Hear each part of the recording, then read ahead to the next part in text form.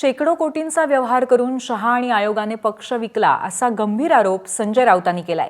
राऊतांच्या आरोपांना भाजपचे बन आणि नितेश राणेंनी प्रत्युत्तर दिलंय।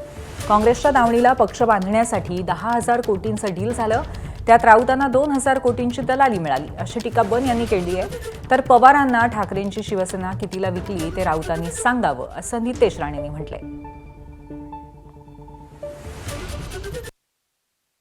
आमच्या प्रकरणामध्ये आमची बाजू ऐकली गेली नाही।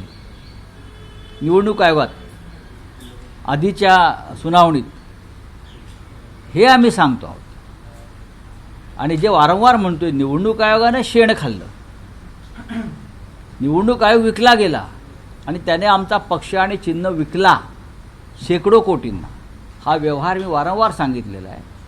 तुम्ही काँग्रेसची रोज विष्ठा खाता, तुम्ही रोज काँग्रेसच्या विष्ठेवर जगत आहात हे देखील देशाने ओळखलंय।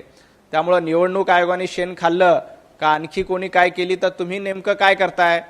तुम्ही स्वतःचा पक्ष काँग्रेसच्या दावणीला बांधण्यासाठी जवळपास 10,000 कोटी रुपयाची डील उद्धवजी ठाकरे, आदित्य ठाकरे आणि संजय राऊत यांनी केली।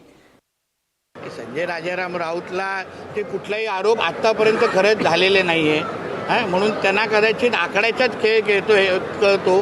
त्यांनी कितीमध्ये पवारांना त्यांची उभाटा विकलंय हे पहिलं त्यांना विचारा।